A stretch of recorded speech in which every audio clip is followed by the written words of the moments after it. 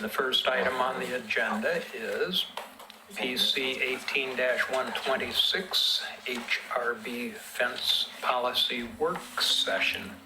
And I believe we have a staff report and a PowerPoint. We do.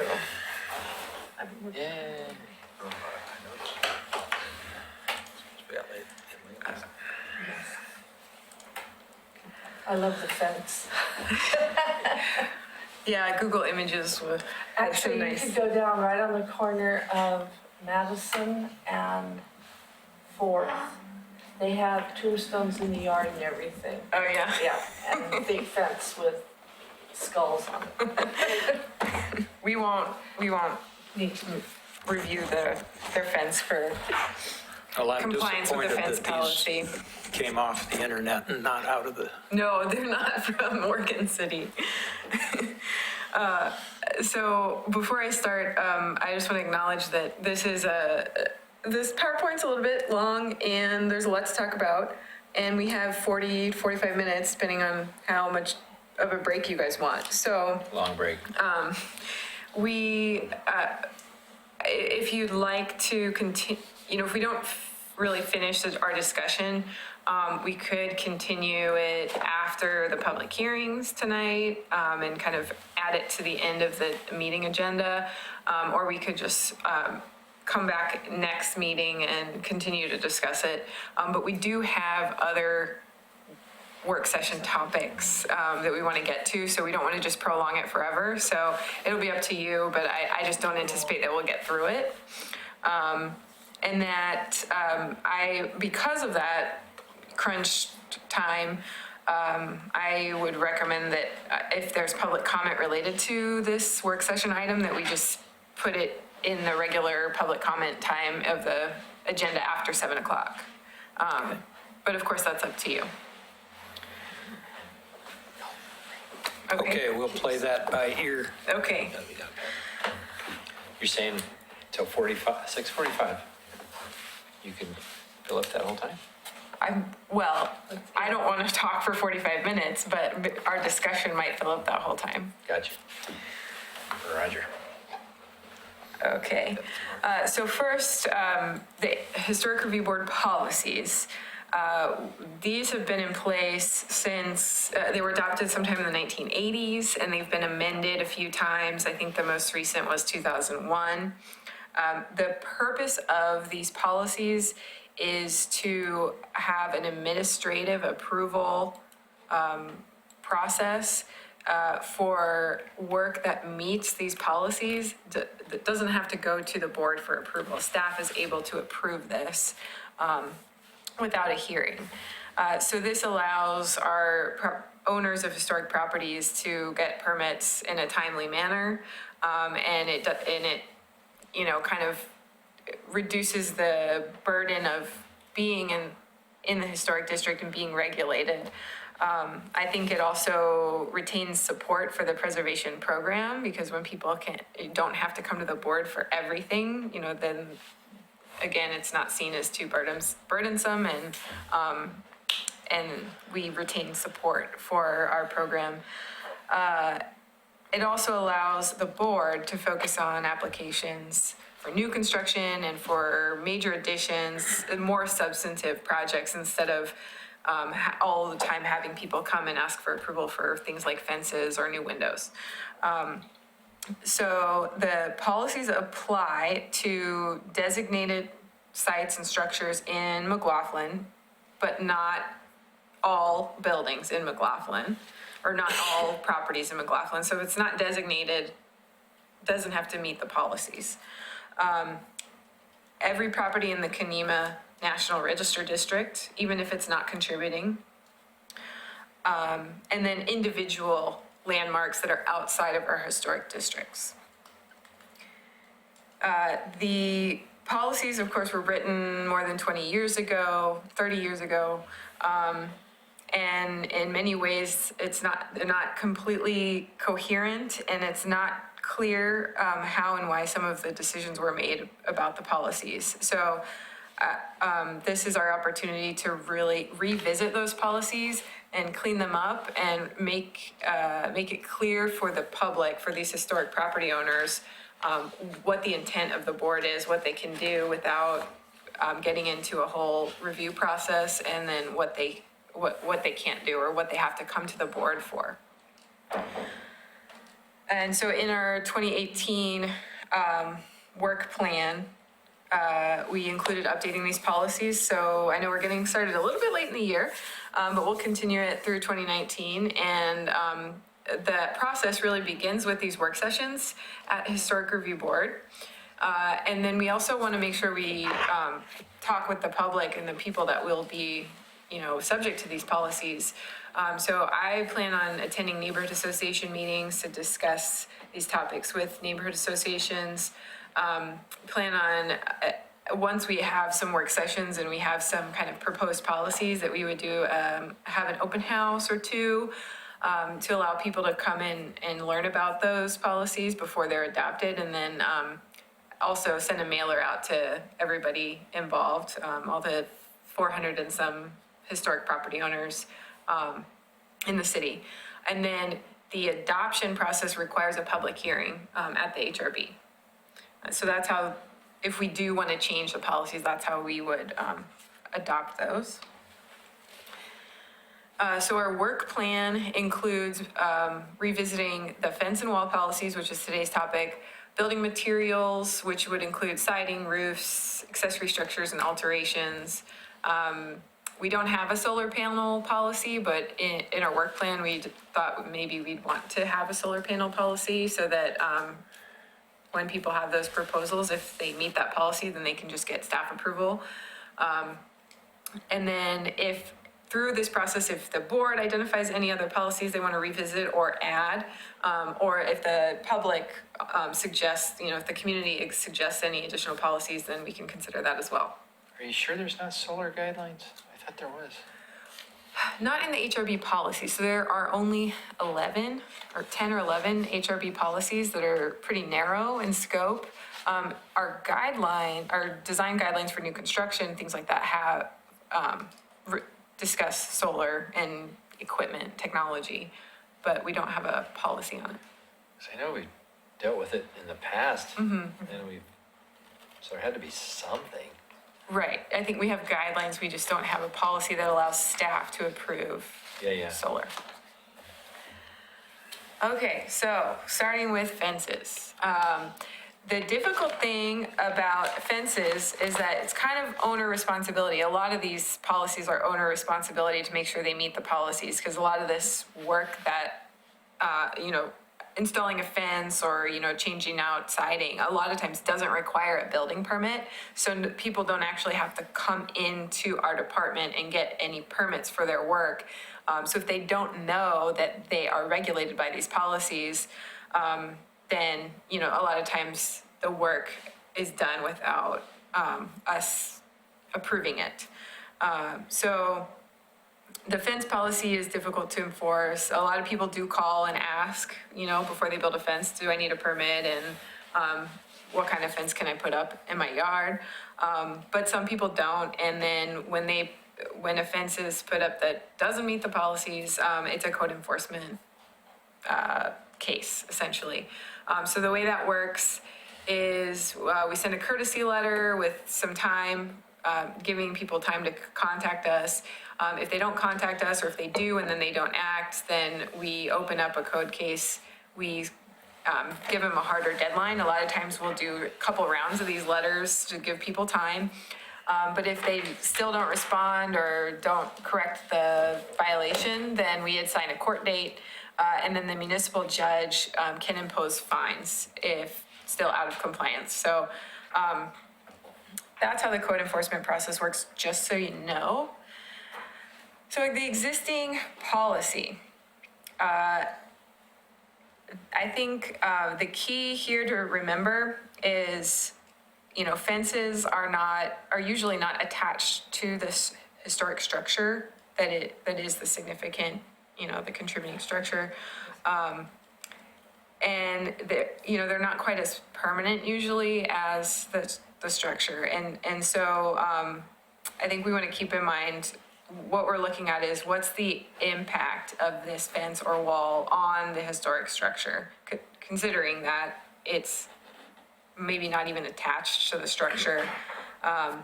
So things like visually blocking parts of the structure, or, does the fence take away from the historic features? I think that's what we want to look at, or that's what staff will look at when applying this policy. So the existing policy includes acceptable and not acceptable materials. It says that the primary criterion shall be compatibility of the proposed fence or wall with the style and period of the designated structure. And if the proposal is not on a designated site, and this would only happen in Kenema, non-contributing properties are still regulated by the policy. So if it's a non-contributing property, then we would look at compatibility with surrounding structures. And then staff or the applicant can have the option of coming to the board. So if I'm not sure if the fence meets the policy, or if it's a really gray area, then we bring it to the Historic Review Board, and it's a $50 application fee. The city highly subsidizes applications that involve alterations to historic structures. So it's $50 application fee and public notice, and then they have to wait to be on the next agenda and go to the Historic Review Board. So that's how that works. The city does have other fence regulations that are not in the scope of the Historic Review Board. Those are handled through other chapters of our code. So the acceptable materials, this is current fence policy. Iron picket or ornamental cast iron, brick, woven wire, combinations of iron and masonry, and wood picket. So these are acceptable in front yards. I think that there may be some types of materials that are just, we're silent on, that we could potentially add here. And then some clarifications would be nice. For example, when we talk about wood picket, do the boards need to be spaced? Are we talking about the pointed pickets? Do we care if they're pointed or not pointed? Things like that. And we can come back to all this as we discuss. Not acceptable in front yards in our current policy are chain link, post and rail or split rail, hollow twisted wrought iron. I am a little bit at a loss to figure out what whoever wrote this meant by that, but I think, and I can only find examples of what I think that means as stair railings or porch railings, and I can't find examples of it being used as a fence. So that's a little bit of a weird one. And the picture that I show there too is a porch railing. It's not even a fence. Mixed material diagonal board, concrete block, stockade, and plywood, hardboard, or asbestos panel. And then if we're talking about side or rear yards, all that are acceptable, well, I think it's implied that everything in the front yard that's acceptable would be acceptable in the side or rear yard, with the addition of concrete block, horizontal board, staggered vertical board known as good neighbor fence, or solid wood fences.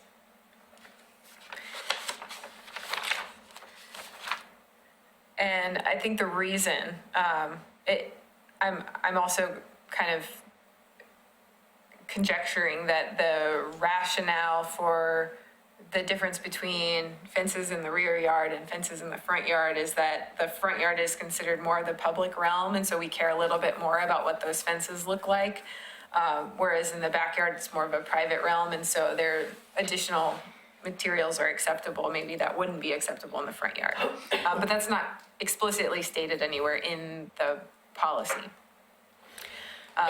Yes? In the picture there that you've used twice on the concrete block construction shows not a fence, but a retaining wall. Yes. So this is fence and wall policy, including retaining walls. Okay. So just a quick summary of the acceptable fence materials. I think in the end, a nice summary table like this would be really useful, probably for the public. And then, just to add some information, we also have design guidelines. This is for new construction, so these this may not necessarily be appropriate for designated structures. But just for context, we do have design guidelines for what fences and walls for new construction, open in the front, and we've got very similar materials that are acceptable and not acceptable for all three, but it's not totally consistent with the policies for alterations to existing structures. So then the design guidelines for alterations, these are the only items in our design guidelines that refer to fences, really. So these are the criteria that we'd use. Traditional landscape elements, including fences, should be preserved and are encouraged in site redevelopment. And then any alterations should not destroy historic materials, features, or spatial relationships that characterize the property. And then the key here is that new fences should be compatible with historic materials, features, size, scale, and proportion and massing. So really, again, it's all about compatibility. And, that's a little bit of sometimes a gray area. The second bullet, by the way, is the Secretary of Interior standards. And there is no specific guidance on fences or walls from like the preservation briefs that are available from the National Trust. So potential policy improvements are adopting a clear purpose statement or intent, providing clear definitions and photo examples of the fence and wall types, bringing policies in line with our design guidelines, clarifying when the fence policy is applicable, addressing modern materials and products, and then providing some more guidance on compatibility for various architectural styles, sites, and periods. So I'll go into a little bit more detail for some of that. So purpose statement, this is an example from Albany, Oregon. This is kind of up to the board. Like, do we want to provide a more detailed purpose statement for the fence policy, just to provide a little bit more context? For applicability, like I said before, the current policies apply to the designated sites in McLaughlin, all of Kenema National Register District, and then individual landmarks. Some fence types may be appropriate in McLaughlin, but not in Kenema. May be appropriate for non-contributing structures in Kenema and not McLaughlin. So the board can provide a little bit more guidance in the policy if you would like to. And if not, then some of those, you'll just see maybe more fences come to you as a board if the policy is not really black and white. So there's going to be a balance, right? How black and white do you want to make the policy? Do you want to make all fence decisions, more at the staff level, or maybe sometimes it might be appropriate for it to come to the board. For in the side or the rear, or in the backyards, do we want to apply these policies to all properties or all fences or walls in the backyard, or only those that are visible from the public right of way? When do we care if a fence meets the policy? And then public capital improvements, and really for that, I think mostly we'd be talking about retaining walls. So, do we want public capital improvements to have to come to the board for approval, or can those be approved at a staff level if they meet the policies as well? So we can add some clarity on that. And then there are a lot of materials that are not addressed in the current policy. Any metal other than iron, poured concrete, hog wire fence, recycled concrete, chain link, hedge slats, avian walls. There are probably more that I haven't included here, but I think if we want to be crystal clear about our policy and try to think of almost everything that might be proposed, we can do that, or we can kind of leave it as it is where there's a lot of holes in the policy, meaning those would come to the board for approval. And then for compatibility,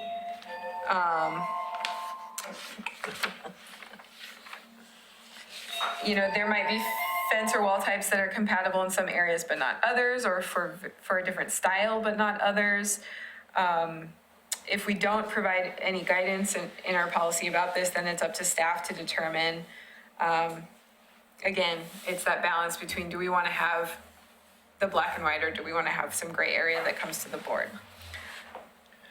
Let's see.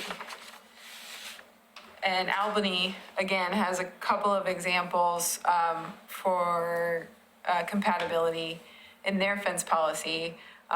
For example, they say new or reclaimed iron fencing may be appropriate for grander pre-1900 houses. Iron fencing is generally not appropriate for later houses.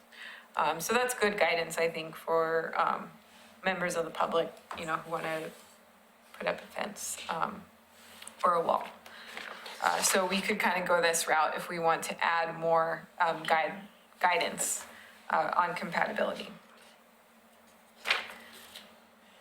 So I've spoken for a while, and I want to open it up for discussion or questions. And I'm happy to go back to any slides and, let's just see what you think. I hate reinventing the wheel. So if we can find a complete version, whether it's Albany or someone else, of guidelines that other people have that we can adopt and adapt and modify to suit our own purposes, I think that'd make the task a whole lot easier. Are there other communities that have stated, I'm sure there is, have stated fence policies that are similar, like Albany and? Yeah, well, Albany was one that I found. Coburg, I can look. That can be something I can bring back. I didn't look at any others other than Albany, and then some outside of Oregon, like on the East Coast. I saw a few. Yeah, I don't know that all jurisdictions have administrative review type processes like this, and so it might be that some jurisdictions, if you want to put up a fence on a designated site, that you go to the board. Yeah. So the purpose statement that we don't have shouldn't be difficult to do. We want to ensure that the fences are compatible with the architecture that they go with. And that would apply to the designated structures in the city as a whole and in the National Register District, designated or not. That can be fairly succinct. Mm-hmm. I think to me, there's kind of this spectrum where, we've got, you might have some fences that would be an adverse effect. And then you have fences and walls that are compatible. And then I think, depending on who you talk to, if you're compatible, if you're not an adverse effect, then by definition, you're compatible, you're good to go. But maybe there's this middle ground where you're not an adverse effect, but you're also not necessarily compatible. And that's, I think, where the board has a little bit of, decision-making to do as far as, do you want to try and define that better to close that gap and give people really clear guidance? Or do we want to keep that middle ground kind of gray and send people up to the board when they have a fence that's in that gray area? And then what types of fences are in that gray area, Yeah, but you have compatibility and then you have stylistic affinity of the period of the house, and that's where it gets sticky, right? Is you could have this appropriate fences, but then someone might want to put a fence from a Queen Anne on a bungalow. It just Exactly. doesn't jive. Right. Exactly what I And it's was like, maybe I'm naive in thinking, but you listed out the different styles and the periods. Is it helpful to have fences that are appropriate for those styles and say, hey, in this realm, but then they could say, well, my house isn't a bungalow. It's like a mix of a bungalow and a Victorian or something, you know? So it's, because I know it would look better on a Victorian than what would look better on a bungalow, right? But everybody has a different way of looking at it. And I think if you have visuals, you know, like putting together some visuals of what would be appropriate and that type of Maybe you thing. had like 3 or 4 that were appropriate for a Queen Anne, maybe 3 or 4 that are appropriate for a bungalow, or Or this is just the stylistic, you know. Yeah. So that they have that. the other thing that's kind of hokey is in Kenema, you could have a 1970s fourplex, but you're saying it's got to be a compatible fence to whatever's around it. And what it could be around it is hypothetically just some beautiful ornate iron or something. Then you're saying this cheesy T111 fourplex from the 70s has to look the same. Well, hopefully we don't. And that doesn't jive. But, you know, just for the sake of, because it's a district, doesn't, and the things that aren't designated, I don't know. Yeah, It's- well. those are hard questions. Right. Yeah, so I think one thing that the board could do is have, you know, material fence types that are appropriate based on the style of the architecture, but then maybe have a separate list for non-contributing structures in Kenema that is a little bit more of a longer list, right? So we could, And not just a list, but visuals. So, Right. I mean, because a lot of people, you tell them one thing and it's like, you know, right, interpretation. right.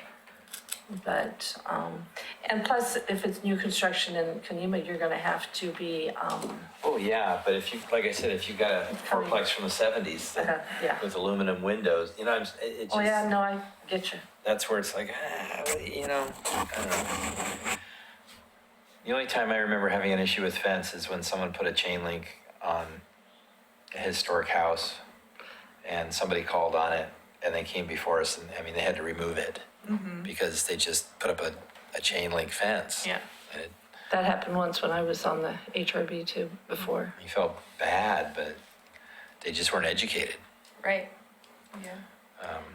So in part, I mean, that's part of the community engagement and the mailers, you know, we would hope to get the word out that we're changing the policy and then also what is the policy. And then we also do the new homeowner packets to when people move in to a historic property or to Kenema, we reach out and say, hey, guess what? You know, you're in Yeah. a district and here's what that means. You know, that's something that maybe we could look, as far as informing the public. When I was on the board a long time ago, for Preservation Week, we did, or Preservation Month, we did like workshops Gotta be or excused for did something out, or sending something out in the trail news Yeah. or something. Yeah. I think that a couple of commercial properties in Kenema do have chain link fences as a security matter. And those are probably, They predate right, any of would be this. great. So this That'd be great. policy would not be retroactive. Right.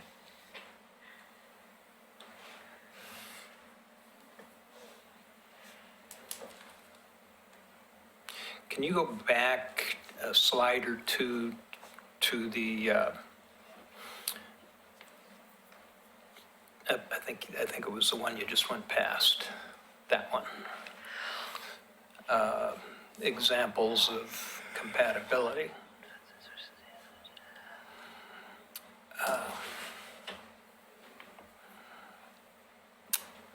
And I don't know if this is the complete list of what Albany has, but it would certainly be a finite list of design characters in Kenema or in Oregon City as a whole, we could probably come up with a list of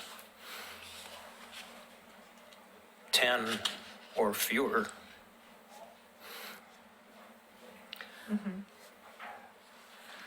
When you mentioned that, fences don't necessarily need to be attached to the structures, I've always seen where they are usually, attached, where it starts and where it ends with the house. Do they make them without being attached? I always thought they did. So that wouldn't be a fence. Where the fence comes in and it's usually attached to the structure, yeah. But you had said that they're not necessarily, and I'm like, I couldn't think. What else would it be attached to? The fence that separates the front yard from the backyard or the dog run. Would still be- Would have But to it's be attached attached. to some, yeah. I think most are, like my picket fence, So far, we've just been talking perimeter fence, which wouldn't be attached unless your house is 0 setback. but mine, huh. Because usually the fence, starts and ends. No? Okay. I'm having a hard time visualizing. Well, I think Attached to my post. point, That's not attached to the house. Something to pick up. I don't know if they're doing my point was really just that, they're not really Not part of the permanent. structure. that. Yeah, gotcha. Not permanent part, easily removable if it is attached. Okay, gotcha. Yeah. Okay.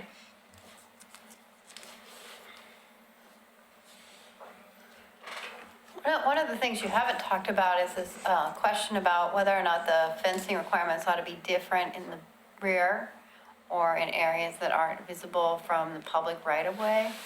I know your policies are different, depending on where that is, so these Albany requirements might result in highly ornate fencing, and I don't know if you need that in the back or the sides. Yeah, because they have a lot more Victorians Well, down there they than- do. yeah. I mean, I appreciate that your housing types are different, but I'm just pointing out that maybe you don't need, such expensive or, I mean, I understand you're not gonna have finials probably in vernacular structures, but. Well, I think that creating a guideline that is different depending on whether you can see it or not from the street creates a big gray area that really isn't necessary. I think, So you're saying we should just regulate what is visible? The no, front yard no, I'm plus what saying is visible? if we try to regulate only what's visible, we create a big gray area regarding what is or What's- isn't yeah, visible. yeah. And that's not something that you That's a can road we approve don't wanna over go the down, desk yeah. because you have to be there to see Yeah. it. Yeah, that does get tough. So would be far better from trying to establish a standard that you can work with at the desk and that we can work with here. It should be across the board, Okay. regardless whether you can see it. But I also That, think that would be my opinion. when you show this, you've got Victorian, you have Gothic. If somebody came to you and said, hey, I want to build a fence, I have a house that's built in 1900, it's this style or whatever, then you can say, here's a picture of all these ones. And if you could do it administratively and save a lot of time, great. Somebody's doing something funky that you just don't feel right about, then you do it. But just like you're saying, whatever era that is, there should be pictures to show what Right. was appropriate then. You can say, oh, you have that, here's what it is, here's like 6 pictures of fences. And wouldn't the national, oh God, brain dead, I can't think of the interior standards, wouldn't they have something like that? It's not in No. any of the preservation briefs? No, yeah, there isn't a preservation Really? brief that's specific to fences. Well, they need to do one. But the other thing is, there's a guy in it, I can't remember where it's like 10th or 11th, and it's on the corner. He has a really cool house, and last summer he was building a fence, and he checked it, I think, with Christina, but it was a really cool fence, and it's totally appropriate to his house, but he was copying a fence from back east. It was nothing that was here in this district, but when you look at the fence and the house, it jives. Yeah. So But it- that, So it's you know, appropriate. yeah, and that's kind of where we get into, what's compatible. If it's not going to have an adverse effect and it can be, Right. be compatible, does it really have to, like, do we want the fences to, the only fences that people are allowed to build to be what would have been built 150 years ago? Or are we willing to go beyond that and say, well, these other, you can do that and that's great, but you can also put these more modern fences up or walls up that or a totally different era or something that's also compatible, and we're fine with that. I mean, that's kind of where, Well, people built houses out here that were copying, maybe it was something that they built that they lived in back east, before they came out here. And so as long as it's appropriate to the house, I don't think that it, Yeah, they were pulling matter. from styles from back east when they were building, yeah. but yeah, what was I gonna say? First steps toward establishing a policy will be a list of home styles. Which you had, where was Yeah. that list? Uh, Yeah, right here, you have 1, 2, Right. 3, There's 4, 5. 5, and if there are any others to add to that, then we should identify those. We only have a few And then we houses can, for 5 rooms. for each one, do as John said, find the pictures of appropriately compatible Because fences. you can read the verbiage, makes sense to me, but for most people, pictures Yeah, are so much easier Yeah, to the deal with. visuals. Oh, yeah, that, okay, yeah. Pictures are so much easier to deal with, and administratively too, I would think. If you could do most of it instead of bringing it here, and the pictures are worth 1,000 words and they see it, then piece of cake. That's, Okay. I don't know. so what I'm hearing is that maybe we can come back. I mean, we can continue the discussion today if we want to, but I think I can go back and do a little bit more work and kind of put together this list of the styles. I think what we'll have to do is add some commercial building styles as well, because we do fences and walls in commercial buildings. And maybe I'll just throw some types up there and then we can Yeah, yeah. rearrange, Yeah, yeah. as needed, at another work session. And then, also allow, bring that to the public meetings, to let the community weigh in on that. yeah, there's a few years back, Can't believe there's a house on Malala. or something. I can't remember, it's like a green little house. Anyway, it's on a corner and they put up a fence with horizontal fencing. And then Denise came and wanted to talk about it. And so the whole fence, it's a 6-foot fence, but all the planks go horizontal, kind of in a modern look, and it kind of sticks out. And I think it still has that fence, but it was one of those, I don't know, what do you do? Right. That's Yeah, so why that's we an need example of policy. something that Yeah, would yeah. not, it wouldn't be there traditionally, but is it inoffensive enough today that we would want to allow that or not? So I think Right. what I can do is have all the fence type, we have our list of fence types and styles and our pictures, and we have our styles, and we can, Yeah. put it all in a table and figure out which ones match with which, and then, And then also have pictures of the ones that are not allowed, yeah, Yeah. And I really would like to better define Because if you don't put it down for people. they'll some of say, these, "Well, I thought-" because I think, I think mixed material diagonal board, to me, that one was really tough, to figure out what the meaning of that is. And so I just found a picture of a Pretty modern. diagonal board Pretty wood fence, but I think Yeah, I've never seen the that. lattice up on top might be the mixed material. who knows, right? But yeah, so right now our policy is silent on like the lattice. If someone has a pure lattice fence, 3.5 foot, just lattice work, wood, is that okay? And when is that okay? And so, I know I've seen slats in chain link fence Oh, yeah. The diagonal. plastic, Yeah, those are horrible. yeah. It looks hot. You didn't like those? Sorry, nobody has them. Different colors on the And fence. two, I think one thing to remember too is that we don't want to focus too much on aesthetics. Yeah. 'Cause we want to focus on compatibility, right? So it might not be your favorite fence, but it might not have an adverse effect on the building. It might be completely, Sure. acceptable. So we want to keep that in mind. Except for Back on asbestos the, panels. on the page full of photos of Mid-century, materials, isn't it? Yeah. it's not really acceptable fourth, materials, fifth, you had a sixth. page there that mentioned recycled concrete. Right. And Oh, there what was a it picture of shows is a picture, Right there. Yeah. that's recycled concrete. Yeah, it's like- concrete I block. thought we were talking about No, they do broken up that. pieces of sidewalk, so, Oh, okay. That's actually what it But is. see, like a poured Yeah. concrete wall, there's some historic homes that have a concrete wall up front. Especially like stuccoed houses. I mean, Right. Yeah, that or, would- it'll be like a parged concrete where they'll even put a stuck or something to match, yeah. So that's, and they- I've seen that There with are old plenty houses, of nothing else those here. in McLaughlin District.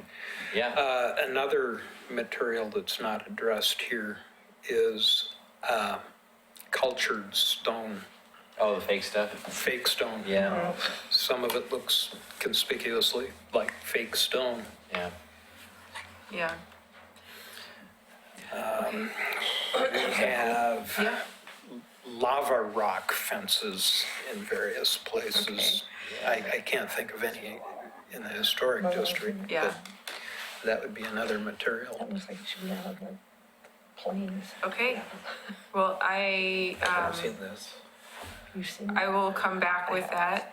Is there any, would you guys like to continue this conversation after the public hearing, or we just want to come back in November or December? Another time, that's my vote. Yeah, I'd do I another think- time, yeah. I Well, think it when gives we you some have chance to some more put stuff stuff in our together. hands, we'll make it Okay, easier. great. We'll go raid Albany and get their guidelines. And in that case, we will suspend usually the have meeting that for a few before. minutes and Okay. reconvene.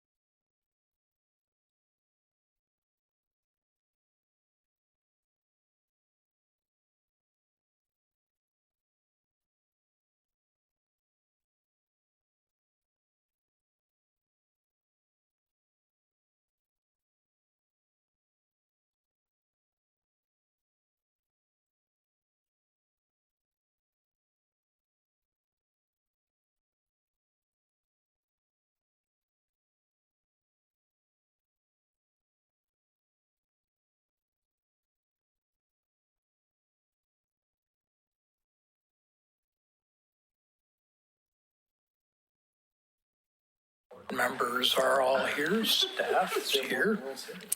So if the cameras are running, we'll reconvene. And I'll ask first if there are public comments not related to a specific item on the agenda. In the absence of that, we will move forward with public hearings, beginning and ending. Can I ask a question? If you have a continuance, you still have to read the stuff? Yes. Just because somebody may not have been at the first hearing, Well, they should have been. so All right. we do for that reason. Yeah, that's what. We only have to read it once, though, Yeah, yeah. if it's any consolation. Well, reading it doesn't get any better with practice, I Easier. can tell you You that. want me to read it? Oh, no, I like reading. It's quite an honor, isn't it? It is. Quasi judicial hearings. One public hearing on land use application is scheduled for tonight. A staff report has been prepared and has been made available to the public 7 days before the first public hearing. The staff report identifies the approval criteria that apply to each applicant's proposal. Staff has analyzed the criteria which are contained in the staff report. Quasi-judicial hearing procedure that the commission will follow is set out in state law and the Oregon City Municipal Code, and it's printed on the poster on the wall. Anyone wishing to speak should fill out a speaker's card and give it to the planning staff before the hearing. Speakers will proceed in the order in which their card is received. You should fill out your address on the card so the city will notify you of its final decision. For the public record, please begin all testimony stating your name. Testimony and evidence should be directed toward the applicable approval criteria. If you believe other criteria apply in addition to those addressed in the staff report, identify and discuss those criteria and explain how and why you believe they apply to the application under consideration. A person may submit any written material while the public record is open on each application. Any written materials received by the city during the time period in which the record is open will be placed in the record. Written materials submitted during the public hearing must be presented to the city staff in order to become part of the record. If a person intends for PowerPoint presentations, oversized poster boards, reports, pictures, or other exhibits used in their oral testimony to be placed on the public record, copies must be submitted to the city staff while the record is open. If they're not given to staff, they will not be included in the record. Any person wishing a continuance to present additional evidence and testimony or to keep the record open to respond to new evidence must make that request before the public testimony portion of the hearing is closed. If the Historic Review Board makes a decision with which you disagree, any issue that you may wish to appeal must have been raised for the consideration of the City Commission or LUBA or both. Without raising the issue on the record with sufficient specificity and accompanied by statements or evidence that the city and all parties can respond, the issue will not be deemed appealable to the State Land Use Board of Appeals. In addition, the failure of any applicant to raise constitutional or other issues relating to the proposed conditions of approval with sufficient specificity to allow the local government or its designee to respond to the issue precludes an action for damages in circuit court. We will now open the record or reopen the record for PC 18-137, HR 18-11, new home in the National Register District at Fifth Avenue and Apperson Street. Does any commissioner have any ex parte contacts, conflicts of interest, bias, or any other statements to declare? No, No. No. Have you all visited the site?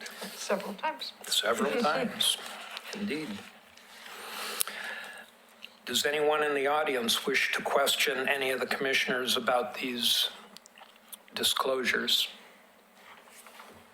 Okay, I'm going to add one personal general statement. For the record, I am a licensed real estate broker in Oregon, and in that capacity, I assist buyers and sellers of residential property throughout this area, including some in Kenema and McLaughlin districts.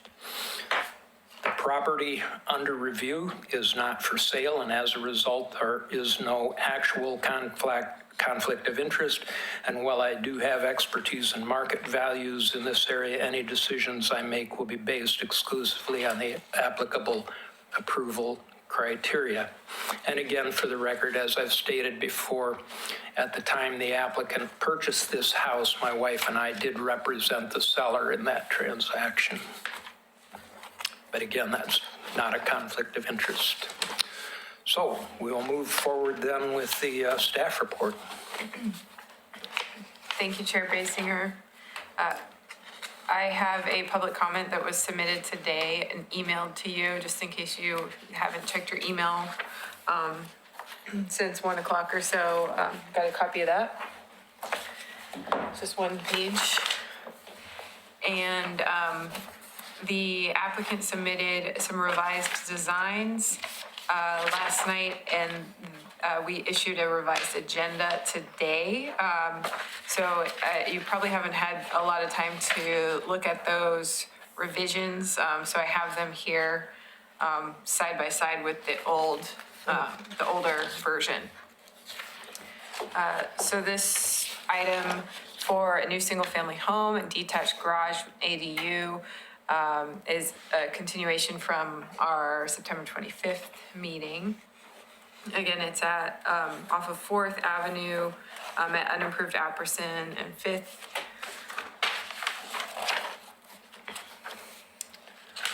And last time, last hearing, we requested from the applicant, renderings, of the home and the detached garage ADU from the perspective of 4th Avenue on both sides of the A.E. Davis house, which is in front of this property on 4th. We also discussed the two-story nature of the two-story design of the house last meeting. So the applicant provided those renderings and then provided another set of renderings with the revised design for the garage ADU. So on top was the design that you saw last time. And then the one on the bottom is a new design submitted last night. The roof on the garage is now a front gable that matches, it better matches the home.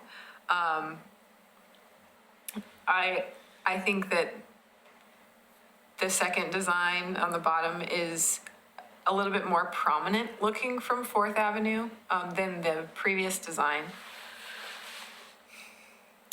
This view doesn't change. So this was the rendering. Looking at the A.E. Davis house from 4th and seeing the new home behind, very minimally visible. And then from the right side of the A.E. Davis house, you can see a little bit of the house, and then you can see the garage ADU. Again, I think in some ways the design, the second design is a little more prominent than the first. And the staff report is based on the design on the top that you're looking at. It hasn't been updated to reflect the revised design. the applicant did also reduce the height of the second story height on the home from 7 feet to 6.5 feet. So staff, so that's 6.5 now. And staff is looking for guidance and findings from the board on whether this reduction in height satisfies the intent of the design guidelines.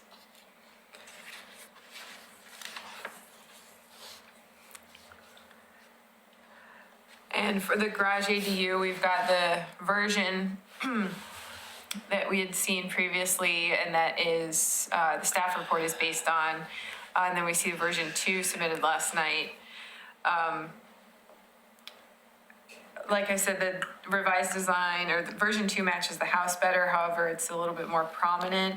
The staff report contains some suggestions regarding version 1 on how to make that design a little bit more compatible with the home, based on some public comments that we received about the garage not being compatible and really not matching the design of the home. And those suggestions in the staff report were to add a window or windows on the right side of the front door of the ADU, so that it was a little more symmetrical. 2, to utilize a front gable roof, which they've done in version 2. 3, to make the front facade a little bit more visible, instead of obscuring it with a terrace wall.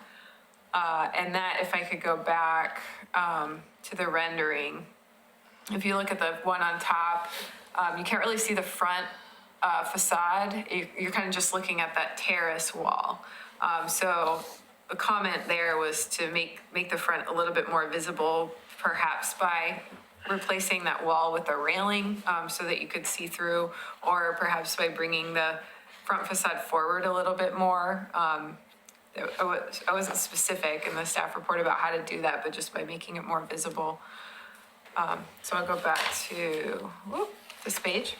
And then 4th was moving the staircase a little bit farther back on the side, so that it was less visible from the street. And to go back to that, in the top view, you can see a bit of the staircase from the street. And so the idea was to try and move that back so it was less visible. So the applicant has taken one of the recommendations, it looks like, to make that front gable roof. And then looking at the side elevations on version 2, now we have a more prominent roof structure in version 2 than in version 1. So I'm still really looking for guidance and findings from the board on, whether this design is compatible, and if so, which version is more compatible or is acceptable. And the rest of, here's a rear view. So there's a slight change to the roof line in the rear view. So I have additional slides that are just repeats of last meeting, and I won't go into those unless there are specific questions about them. And that concludes my staff report. Okay. So where do we begin? I don't see Todd here. Eric's filling for Todd. Todd's in Whistler. Well, tough life for Todd. Okay, well, if you would like to come forward then, if you have presentation to make, please do. No, I don't think we have a presentation on it. You don't have to. No? And I have no comment cards here. I've got one.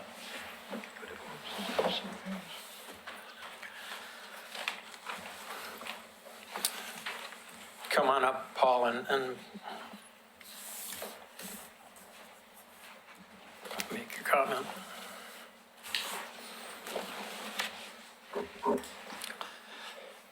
Paul Edgar, Kenema, and representing Friends of Kenema.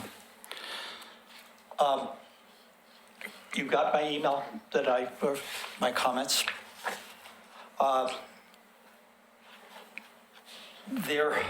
Right now, if we go back to the initial view of the house in the new design, the notice on the left-hand side, the porch comes over on the drawing of that first floor. It doesn't reflect that side of the house on the drawings.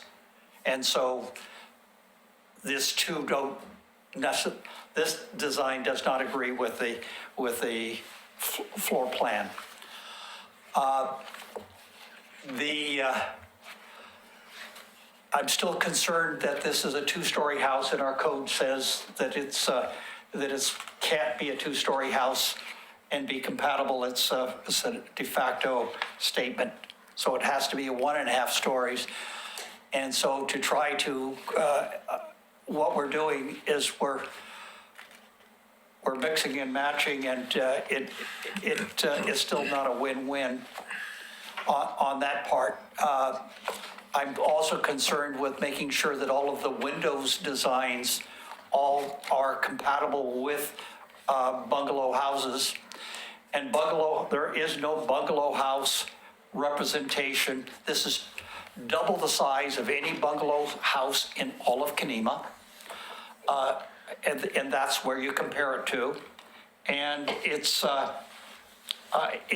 total mass then becomes a problem in relationship to the yeses and nos or incompatible things within our code. And so it exceeds mass, and that there is nothing comparable to this in this area. I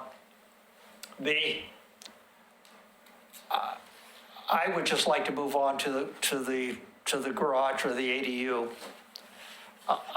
Something has to be done. The new roof design, I like it. I think it does well. It was an improvement over not having it. But the problem with that is that it's still, you can't have a second-story deck exposed and you say you can't do it on the house, and then you try to do a bungalow and you have a second story. You can't have it both ways. It's like talking out of both sides of your mouth. And so in this case, to me, I still think that the best way to handle it is to flip the residential unit either to the middle or to the north side. But in any of those events, our code says you can't have the front of the house not pointing the street. And that's what we've got here. We've got it pointing north, and our code doesn't allow that to be the case. So we do this similar type of thing with the garage. But yet at the same time, I would love to see the garage have some degree. If it ends up a bungalow, let's make the garage look like a bungalow right now, and do it compatibly. And I think it can be achieved with the new roof design by just some manipulation there. But the way it is right now, I don't think it can.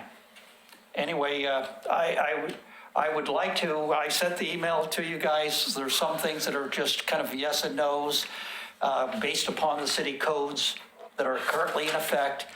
And I would hope that somewhere along the line that we could, that they could be answered. Thank you. Wait, can I ask you a question? Yeah. What do you define as this average size of a bungalow in Kenema? The average size is around 1,200 square feet or Okay. less. Okay, because this one's about 16, so it's not twice the size. But it's, they're really small. Well, 1,200, 1,600, Yeah, one's well- not double the size of an average, from But what you're telling You me. don't see them with a full second story. Well, it's not a full second story. You know, Just by definition, it is not. With a plate of 6.5 and a roof around it, it has the appearance of not being a two-story house, in my opinion. Well, it sure has that appearance, and our code is pretty definitive about saying not, that it can't be two-story. It doesn't, so what you're saying is 2 stories, 2 floors, whether it's contained in a roof No, it's- or on the outside, I just want to be clear what you're No, saying it's is, kind of like in a vernacular, where we have a 1.5-story vernacular, and the sidewalls of the coming down from inside are generally 2 to 4 feet. right, but the in a second vernacular, story. you're going to have a 10 to 12 pitch roof. So that makes Yeah, and yeah. compensates for that. And And a you- bungalow, you can't do that. I know, and so that's one of the problems with a bungalow when you're trying to make a 1.5-story out of it. You can't have 6-foot-high walls or 8-foot-high walls on it and still be in compliance with the code. That's, unless somebody wants to rewrite the code, that's sort of the way it's currently listed. That's kind of like, it's just, I'm not sitting up there, you guys are doing it. To me, the biggest issue is Kenema is a National Register landmark district. The whole district is not the individual parts. We just don't want to have elements that come in that destroy or are not compatible or do not reflect what is in our national nomination document as to why Kenema was made a National Register district. And we need to go back and look at the National Register document and say, okay, why, what are the attributes? What was listed? What were the contributing houses and the contributing features that are part of why we don't have curbs in Kenema? Because it's wagon roads. And we argued that out in the past, and there was pretty much everyone agreed to that. And we have 60-foot wide right-of-ways, but maybe we have only 22 feet of it asphalt. But whatever it is, it is. And we're trying to maintain that image of the landmark, and it's not the houses, it's the whole district. So coming from that purist philosophy, the mismatch of architectural styles from the 60s and 70s, when you're saying it's a whole, does that add or detract from the district? Because I look at this and your interpretation is it distracts, right? Well, Detracts from what's trying to be achieved in Kenema. Well, it's not mine. Take Restore Oregon, which are pretty reputable entities that make lots of recommendations. That's their recommendation. I'm not, this is not coming from Paul Edgar. Yes, I'm repeating it, but it comes right out of their script and their writings. And what we should be doing. They list the principles out that we should be adhering to. And they specifically list them out for National Register historic districts where the whole district is the landmark. So this is just reading, you should read the Restore Oregon. I'm not following the Restore Oregon, all Well- right? I'm looking at the guidelines. Well, That's what the We city. follow city code. City Yeah. code and the interior guidelines. Restore Well- Oregon is a different entity that does their own thing. I'm not going by that. I'm asking you, just so that I'm clear where you're coming from with your approach to how you look at this house. Because I'm also looking at it, hey man, if you don't like this, then you shouldn't like most of the stuff that doesn't There's a contribute. lot of garbage in Kenema. Well, that's an interpretation again, That's right. right? So I'm trying to establish that you're looking at this and saying it's inappropriate. You might look at something, I've yet to find something that you found appropriate over the years. Well, I'm not totally against this design. I just think that the design is not in this location there's no history of anything like that around in that upper half. So once I get above Fourth Avenue, Fourth and below is another thing. Fourth and above is another thing. And most of the stuff after the big flood in Kenema that wiped out everything down where Ken lives, they came in with a strip along Third Avenue, but it's very tightly in small lots, and so virtually all of the bungalows that are along that strip through there, that's where the majority or 90% of them are very small, except for some that got rebuilt back close to the river after the flood, the major flood. But anyway, I could be a little bit idealistic here, but what I'm trying to do is just one thing, to try very hard to have Kenema stay a National Register Historic District. And most people agree that it's been dying the death of 1,000 cuts. Each incremental, small little cuts where things go in that are inappropriate and no one ever says anything. And yeah, I care about saying it. The family's been there since 1880 with houses and property, and I'm just living in part of it. And I would like it to be something that's appropriate. I think most people know that it brings us value. It makes us makes our property value better. It's good for all of us if we have a historic district that's consistent, that follows the policies, that we have people that do not detract from what makes Kenema. And I hope that, I'm not trying to ask for anything much more than that, just saying, let's not make it worse. Let's make it better if we can. I think this is more appropriate, this style of house is a more appropriate than some of the other newer houses that were built. And one of the things you said on your email was having the front of the house, I gotta put my eyes on. Having the front of the house not facing Apperson Street violates the historic district building code guidelines. On the characteristics, of the bungalows, on here, the first one, it says no uniform, and this is for Kenema, the bungalows in Kenema, no uniform front setback south of 3rd Street. Houses may face front or side, depending on topography and maybe irregularly situated. So facing Apperson is not, it doesn't violate the code the way I'm reading it. There's another section in the code which talks about siding. Right. And the siding side. This is titled site that I'm reading from, and it's the first one on there. Well, I know that there is other areas, there are some areas that are contradictory within our code and some of the things that's there. But historically, we have had our houses facing the street.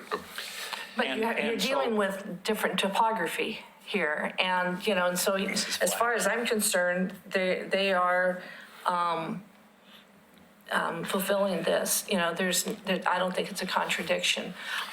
One thing and I don't know if it would make a difference, but the way that the color, the before and the after, the color one, I think the way it's painted, it stands, the yellow on that just pops, and that doesn't mean that that's going to be what they're going to paint. But if it was painted, if the trim was a darker color, I don't think it would pop, and it would fit more, if it was more earth tones, which bungalows usually make use of, or, painted, it would keep it a little bit, less noticeable. But I think they've done pretty good making it look, they took into consideration a lot of the things that we suggested last time. Well, and notice I like the pillars on the porch design here, the redesign. Notice that the ADU does not have those same types of designs, and they're Well, just usually- straight. But that might be okay. And usually a garage is, you're not replicating it, you know, it's its own structure, but it's not, you know, so. But it should be compatible. Well, it is. Well, it could be compatible for a secondary structure, but I gotta say, when I look at this rendering, the lower one, which looks pretty cool, it has a strong reminiscent of an airplane bungalow, which is a story and a half. And it very clearly shows that. It's not completely floating on its own through the back, but it definitely, from this view, and this perspective, has an airplane bungalow look. I'm going to agree with you that this came a long way. Yeah. You made some excellent input to this, and it's, I like I like the way the porch, the front porch looks now. The upstairs, my only idealistic point there is that it is based upon the code saying no 2 stories. But I will turn around and say But by definition, Paul, if you were to have a 2 or 3 foot pony wall, like in a vernacular and then a vault, that's not a full story, whether it's a vernacular or a bungalow, because you're not going to a full plate height. Even at 6.5, that's a pretty low plate. And most likely it'll probably be vaulted or scissor trussed in there, but either way, the definition is still a half a story. Anytime you're using roof like in a vernacular for a wall, that's a vault and that's a half a story. In the case here, by most definition, a plate that's around that 6 foot mark is still a half a story because it's vaulted and you're using part of the roof as your wall. So, okay. Regarding the direction that the house points, it's shown here as sitting on the corner of Fifth Avenue and Apperson Street, but neither of those streets exist. and And they they're won't. not going to. Yep, they're definitely unimproved. And Right so away. it is appropriate, in my view, that it face Fourth Avenue because it's almost certainly going to have a Fourth Avenue address if we use the house next to it. As an example, Ron Beistlein's house is a Fourth Avenue address. His actual house is facing the other street. And that's the You are legal, correct. You are correct, yeah. the legal address was. And even the houses below me on Fifth Avenue, in order to make them go, they put addresses and pointed them towards But the Fifth Avenue. point that I was making is that that house and this house as proposed place the front facade in the direction from which they're most visible, most likely to be seen by someone going through Kenema. Like to, The I'd other like thing- to see all of the glass get identified too, to make sure that we stay, if we're bungalow, I want it to be appropriate to a bungalow design, glass in the house. No, that's a good point. And agree. in reference to the porch, to the ADU, the columns you're talking about, that is a good point. They could make those columns maybe 50% of the other ones, something that's maybe subjugated, that might have a titch of a taper instead of a post. Yeah, Because if they've got knee braces there, it could be something that's very slight. yeah, or chamfered, or, there's Something, yeah. something that could be done, but So what you're saying is you're concerned with the front elevation of the first floor windows? Is that what it is?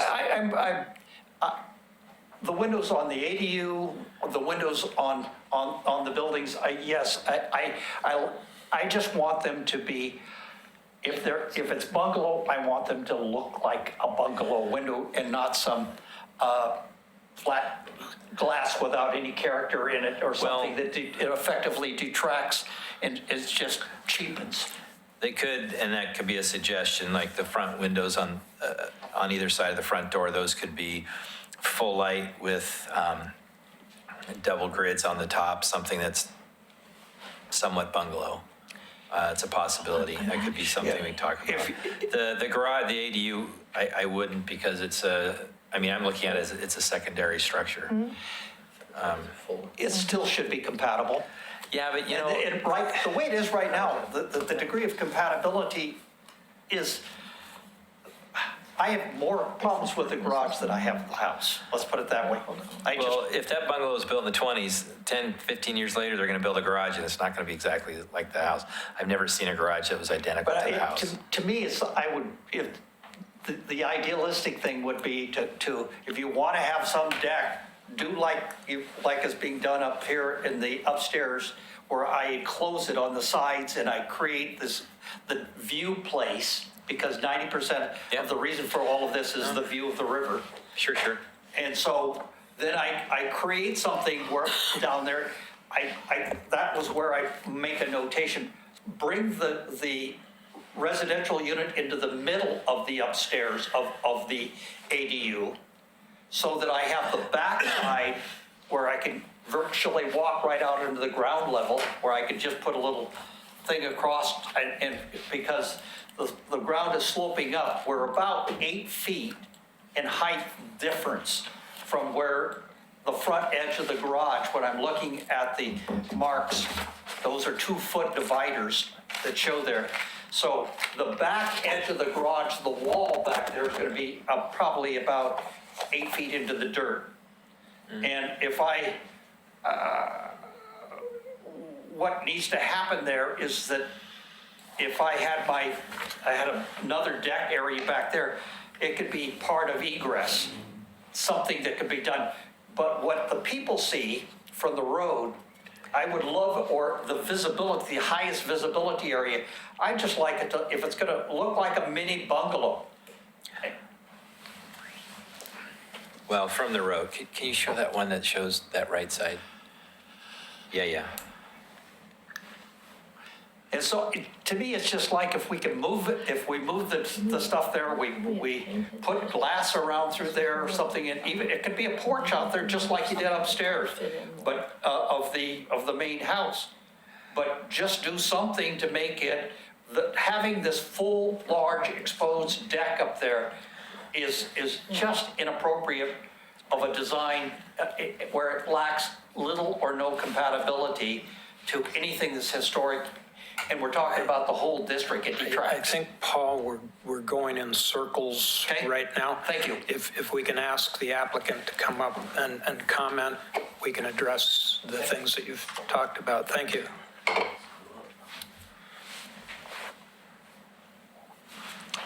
Oh, there was so, I know what the other one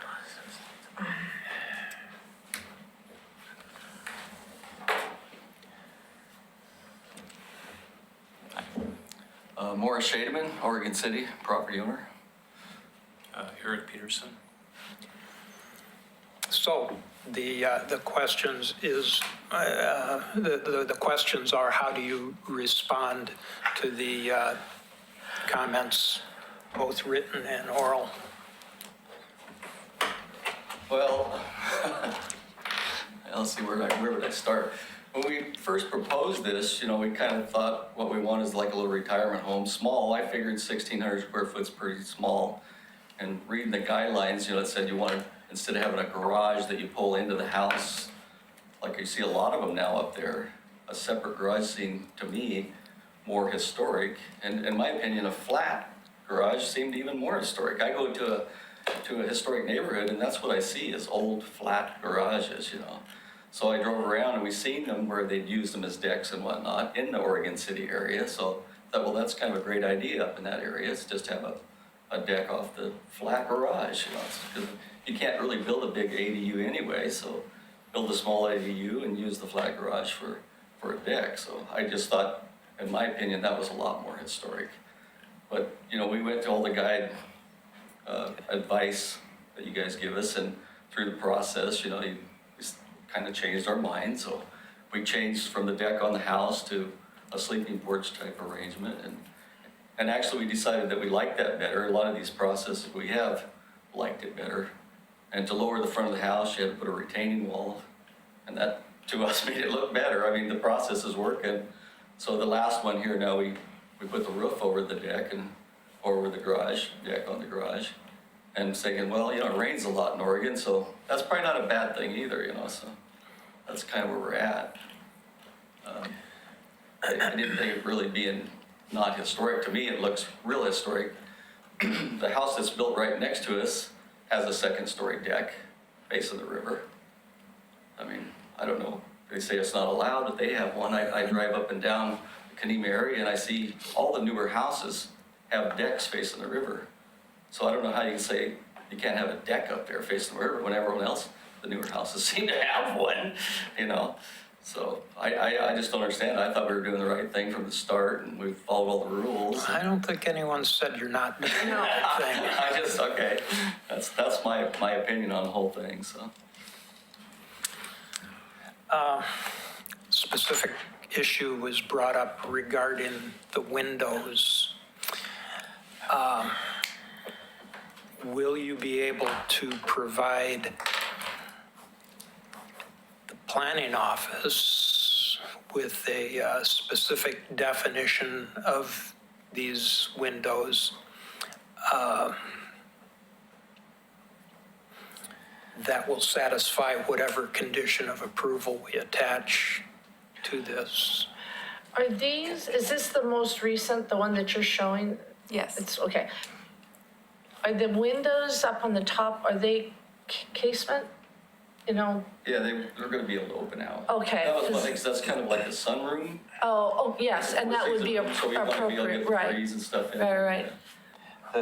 I think like the windows on the front, like to the left of the front door, there's like windows within divided windows above. And then on the right, you've got windows that have like, looks like divided light.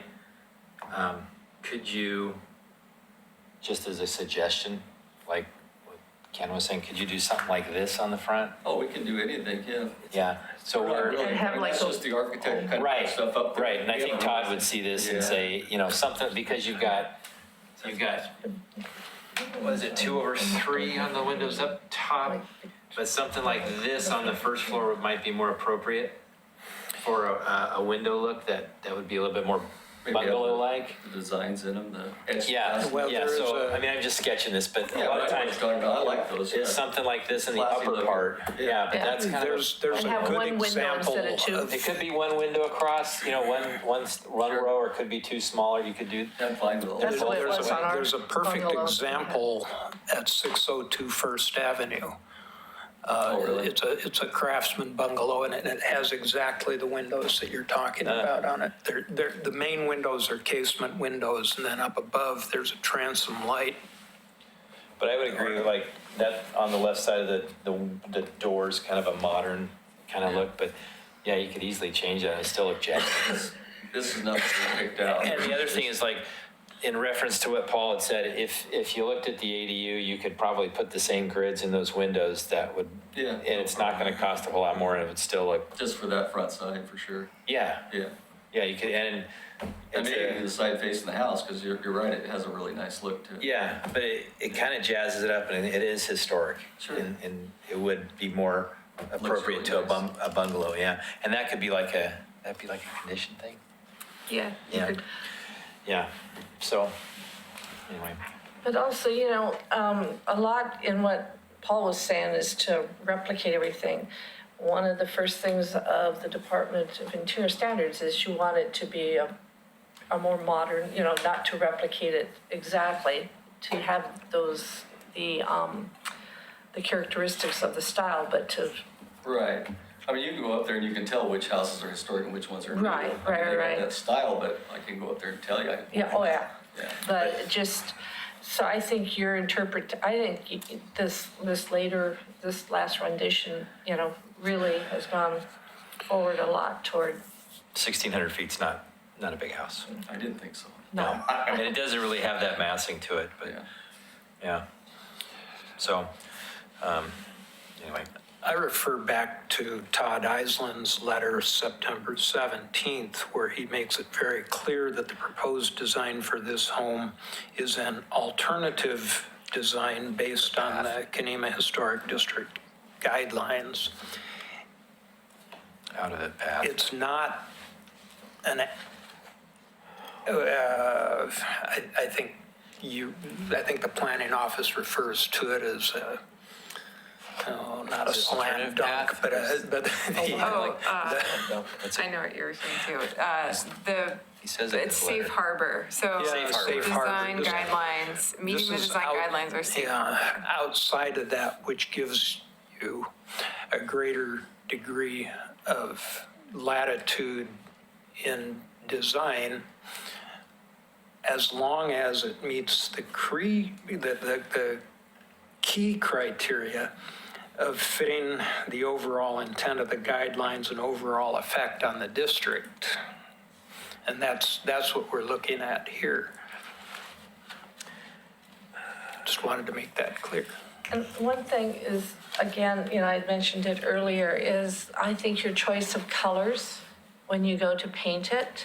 Would be a big difference, yeah. Yeah, Alternative I design. think, you know, with using more of the bungalow kind of colors and having them more subdued to where they would fit into the surroundings. Right, I think that was, you're right, that was a little bright, the yellow on the. Because it's like, you know, Yeah. you see that and it's like, oh yeah, there's a house attached. I mean, you know, because that yellow really kind of pops. Yeah. And so I think if you Now, use. there's guidelines of which color goes where, the dark colors on, I don't know if that's part of that. That's really kind of a choice for you, but there's, you know, like, it's been a while since I've done coloring, but they have lines that are, you know, different paint companies have, you know, Oh, the historic lines. right, and you could ask for like the bungalow style, which is definitely more earth Earth tones. attached, Yeah, so. and I kind of like those colors. Anything further? Any further questions for the applicant? If that's the case, we thank you for your time. And we will close the public testimony and move to deliberation. Who wants to start? I think if we deal first with the main structure and then talk about the ADU separately, we might get through it more easily.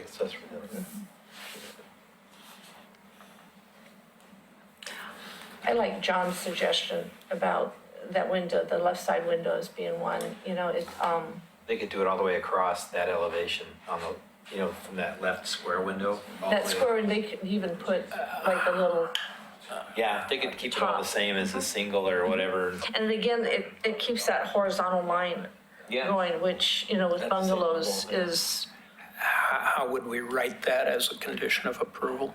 It'd be something like saying the first level of the house, to, first level windows to contain it's not transom, it's it's hard to say, like small Nice. pane. the upper part of the window having grids, the upper quarter or something. I don't. It would be something like, I'm just spitballing here. Well, Because I've a done lot of these- times what they would do is use, oh God, brain, where, lead, Leaded glass? yeah, like leaded glass. Yeah, it's, I mean, I've done these kind of windows. I just can't Does say. what- somebody have a are you talking about? computer that you could Like a look percent. up 602 First Avenue? Yeah. How would you write I it? can do There's a that. picture on there that shows those windows. Would it work to just say that all the Just a windows transom. on the first level should be designed as the one on the right side is with the, Yeah. Or they could do a double, you know, smaller ones. with to a just have, single you know, row? Single Single or or double, or, single. or two row Okay. divided light grid Probably like the pattern. top 1/4 or 1/5 or something. Yeah, it's something There's a like that. name for that. You know, Todd would lay it out just right. I mean, he would know. Well, we're just trying to word it as Well, a, he wanted to know if it needed to be a true divided light. Right, I heard that. It Yeah. just depends on whatever they're putting on the grids upstairs would match whatever they're doing downstairs. So with the type of window you're picking, it could either be could be a grid, or true divided light would be really expensive. Real It would probably be a gridded pattern that's on the window, if they're a Marvin or something like that. But it would be basically the same type of a gridded window that would be upstairs, would be downstairs. Same style. I mean, however we say that. Oh, there's ginger ale in there. I didn't see that. So that's a window thing. Right? From my point, I don't see any issues with the house, other than we can add that in. That's an easy, makes the house look, it would even make it pop, I think. Well, the other specific issue that we need to be clear on is whether the reduction in the second story height is enough to meet the guidelines. I think it is. Because they brought it down another half a foot from the 7.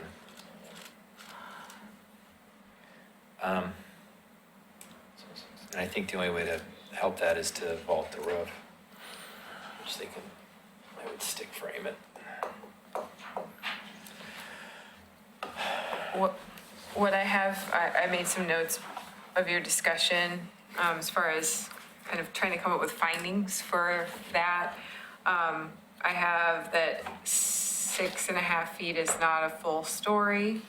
And that you want to differentiate the design of the house to not match historic houses exactly. If there's anything more you want to add to that for findings for the height, we can do that. No. Well, I think by bringing it down, it also again, keeping that horizontal look to it, it just adds to. And having those knee bracket things too. Yeah, I like that. I think you And said then in maybe the just past. something about using more earth-toned paint, and the I don't trim know and if we get stuff. to even say that. But we don't really regulate, Something- really regulate paint, but it could be a suggestion. Well, Yeah. I think you can add a condition for that the trim, Maybe not be a condition, just a suggestion maybe. Or I don't, because I didn't think we could regulate The paint or paint color. colors. I don't think you do regulate paint. I don't think so. You They're can't- not in the guidelines. Unless it's, I mean, I think you can make suggestions, but I don't think we regulate paint colors. yeah, I didn't think so either. It's a moving target. I mean, we don't, It's not gonna last forever and ever. I mean, no. I don't think we ever get to go there. No. Unless it's probably individually. Not even then. Even then, I don't think Oh, we really? regulate paint color. No, they can paint that baby pink if they want. No, No. they won't. Well, I mean, I'm not sure pink would be inconsistent with the historic bungalow color. I mean, No. if you look at the historic bungalow colors, there are lots of them that, Pink, There's there's sort vernaculars of card, that vernacular. vernacular, Pink Well- and green sherbet. Yeah. There's lots of, Anyway, is that what you're thinking, Ken, or you want to talk about the other one, or is that? Well, I just want to make sure that we're clear on what defines this as less than a two-story house. A year from now, someone else will come along with another design, and just like looking at it. we just need to make sure that our definition is accurate. But just looking at the house, at the drawings, you can tell it's not a full story. Or at least, I agree. I do. I think it has to do with each house. It's just like I was saying, if it was a vernacular, you could do a 10 or 12 pitch roof with a 2-foot pony wall and you'd have a Right. big room, but it's still a half a story. half a story. so the roof pitch and the porch roof design helps to give it a horizontal look and bring, It's more hunkered down. Yeah. For Yeah, yeah. sure. okay. And we're not doing the garage yet. Just having the roof that surrounds it has that floating look that keeps it kind of hunkered down. which leads directly to the other point that we need to be clear on, is how well does this proposal fit with the intent of the guidelines and overall effect on the district?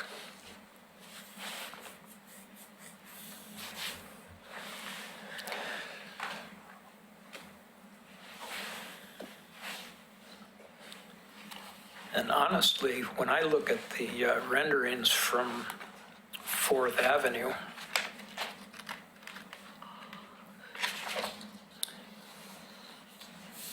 that house kind of looks like it belongs to me.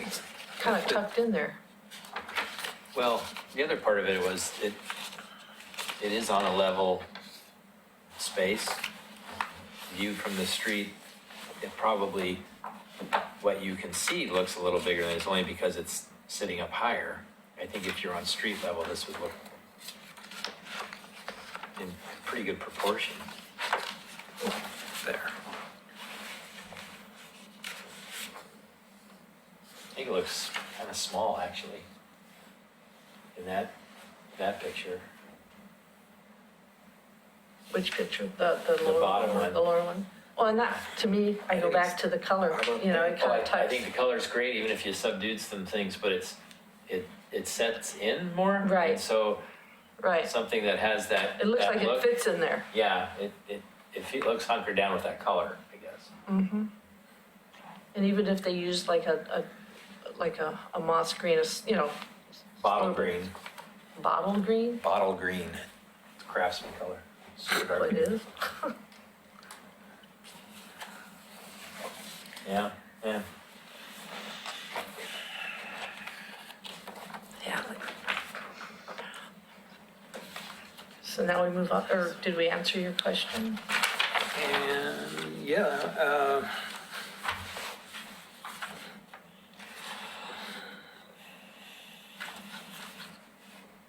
Can we go on to the garage then? yes, let's go on to the garage.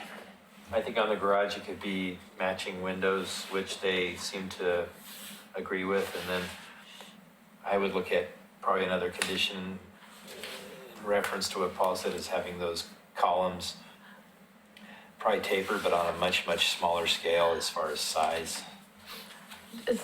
Can you go to where is there a rendition like this of the front of the garage, just? Because a garage, I mean, yes, it would be nice to do the windows, but a lot of times when you have, Yeah, so, see, those look kind of, it wouldn't hurt to make those just a little beefier, so they don't look so spindly. what, at the top of the columns. stairs, you mean? No, version 2, yeah, on the right, you see the two posts? Yeah, at the top, when that come down Yeah, from or the. over there, yeah, they just look a little weak.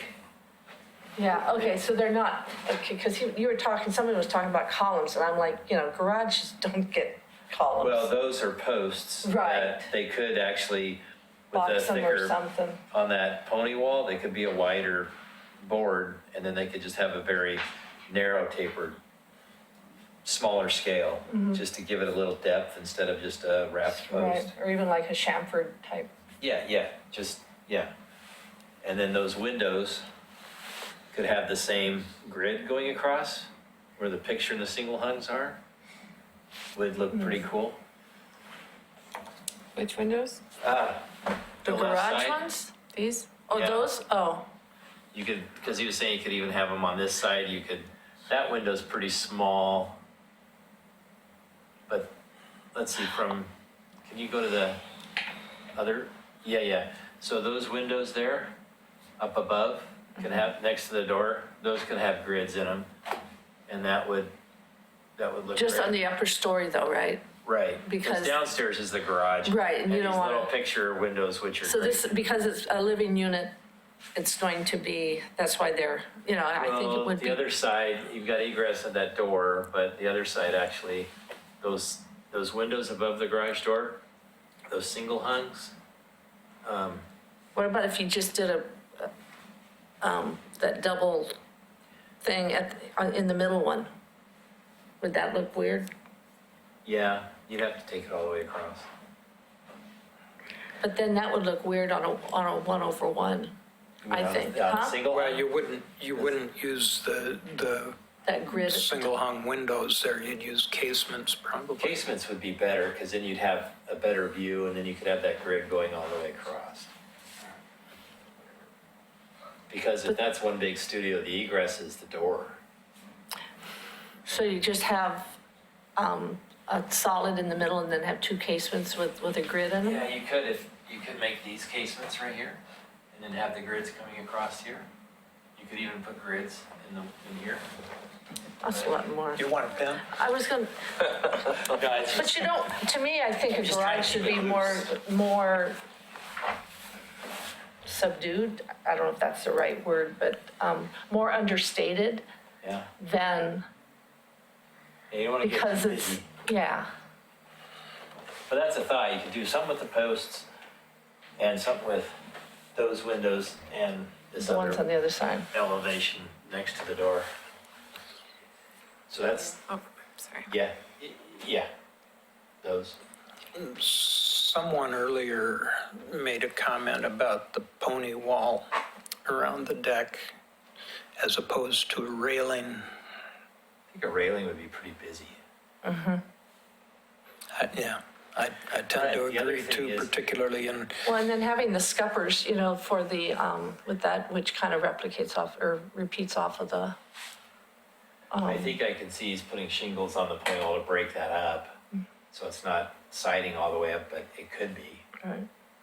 But that's, I don't think that's any of consequence. It's, windows would help, and the columns would help a lot too. So anyway, those were my suggestions. And to me, they're more posts than they are columns. When you say columns, I visualize more what's on the other. Yeah, but you could do something much smaller and still have that look. So just for example, let's say the base of the house ones are, let's say they're 14 inches at the base. Well, these could be something like 6 or 7 that go up to that kind of a proportion.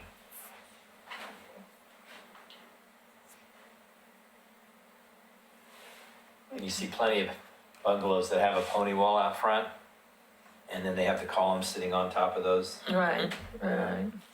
But this, again, being a garage as opposed to, Yeah, and that's just my, you know how I feel. so anyway, I don't know, I don't have anything else to say. should there be a center column? What about you?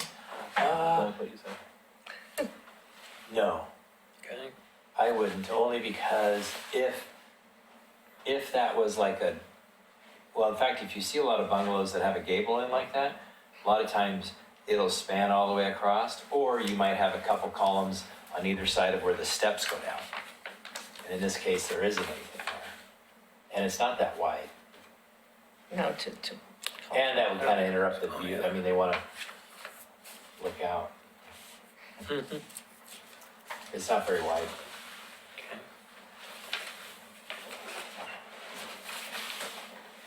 So, anyway, did you get all that, Kelly? Well, are these for the ADU, or are these conditions or suggestions? no, I think these, I think we're at the point where we want to write conditions. Yeah. Okay. So I have use thicker posts with a minor taper yeah. for the ADU, and then And are we you talking might, the windows on the front and on the house-facing side of the ADU have a Upper row- grid that matches the- upper grid row that matches the house? Yeah. And have them be, the two side windows be encasement? Yeah, if they can do that. Because I think that would, Instead of the single hung or the double Double hungs, hung, if they can be yeah. casements. If they can make them that size, that would be ideal. They're more money though. Look cooler.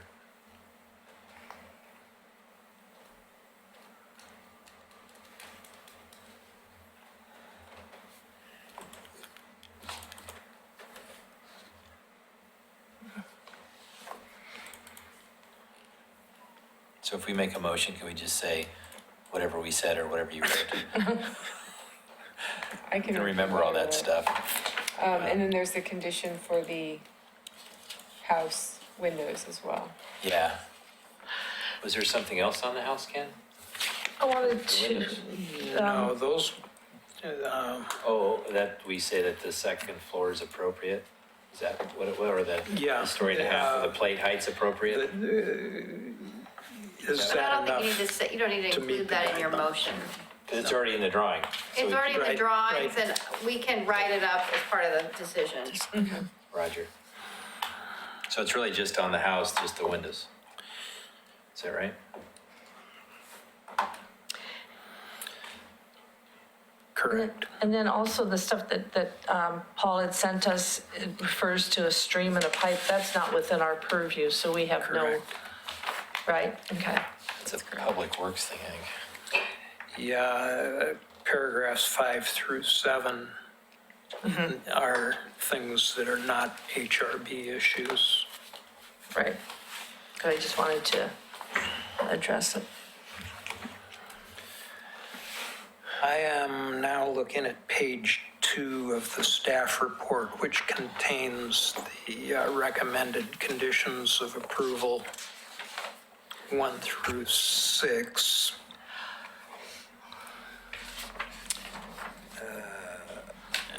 And these are just about boilerplate conditions of approval that we see on all of the, Revised staff report. Well, 7 No. through 11 are pretty So which, typical. what is that listed on, what are the, I've read them, but I wanted to, Grading, permits. which document is it in? in the staff Staff, report, the latest one. page Oh, there. 2. Exposed lattice, applicant.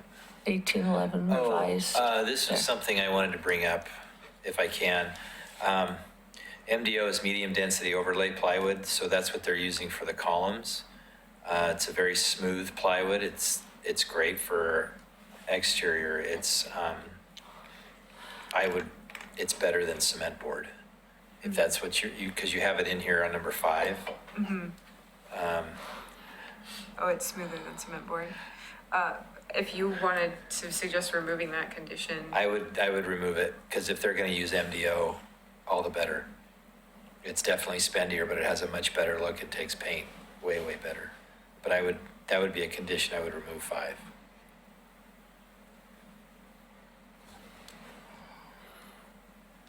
It's a plywood with a really thick, heavy paper on it. That's pretty slick stuff.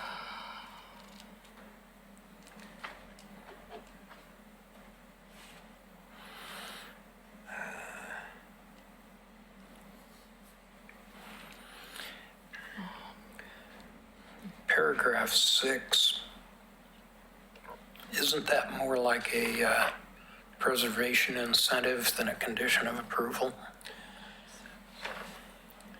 yes, it is. It's, Number 6. I wanted to document it Okay, there to just, to make it easier when we review the building permits. For whoever's reviewing the building permits, if it's not me, that yes, this was approved. okay. How do you deal with number 10? About trees? How do you know what they're gonna be taken out? Well, they didn't, the site plan doesn't show which, it doesn't show the trees on the site plan itself. I mean, we know there are trees there, Yeah. but they're not shown on the site plan, and so it's not clear what how much tree removal is needed, if any. What, if any?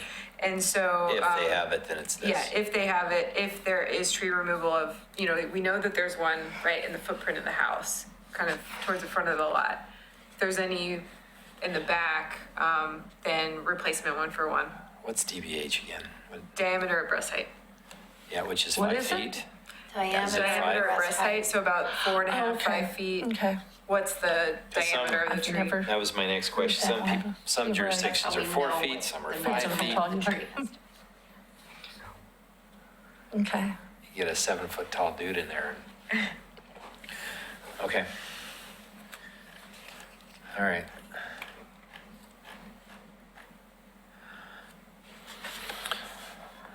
Okay. So to the stated conditions of approval here, we would add the one regarding the windows and the one regarding the columns on the ADU.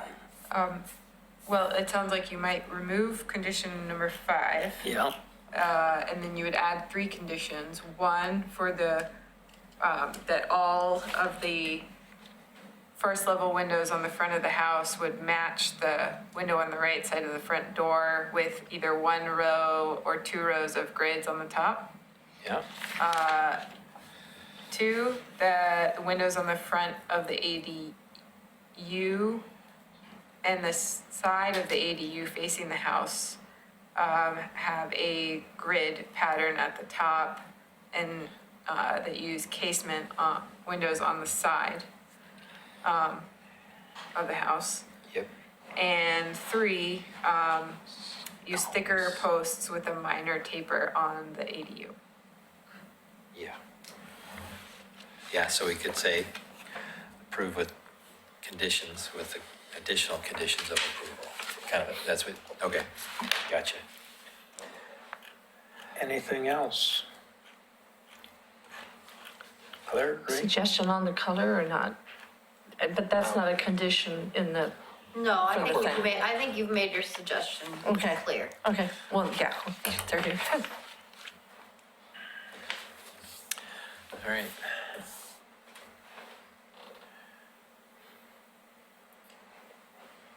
Are we ready to make a motion? Sure.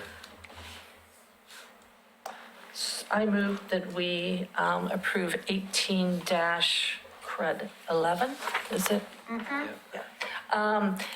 As, with the conditions, excuse me, as stated. And removing, are we removing condition 5? Excuse me, yes, and removing condition 5.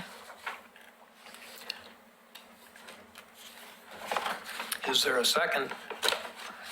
I'll second it. Okay. Claire Met, Aye. Ray Stobie, Aye. Chair Basinger, Aye. and John McLaughlin. Aye. Go spend some money. A lot of Go money. spend some money. Move on to the next And invite us to step. the open house. I think you're No, going to just have a really nice house. I think it's gonna be really nice. Okay, the next item on the agenda is HR 18-14, merely asking to continue the discussion of the solar installation at 301 Madison Street. Excuse me. So all we need there is a motion to continue. To a date certain. And that would be, next meeting is December 4th. Is that a, what day is that? It's a Tuesday, it's, yeah. First Tuesday, yeah, it's It's the first, first Tuesday instead of the 4th Tuesday. yeah.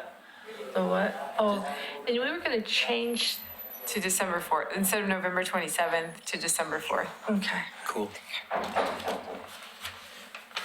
So we vote on that for a continuance? Do we make Yeah, a motion? Continue to a date certain to December 4th. So I'd make a motion to continue PC 18-140, HR 1840, Historic Review Board. Review of a solar installation on designated property in the McLaughlin Conservation District at 301 Madison Street.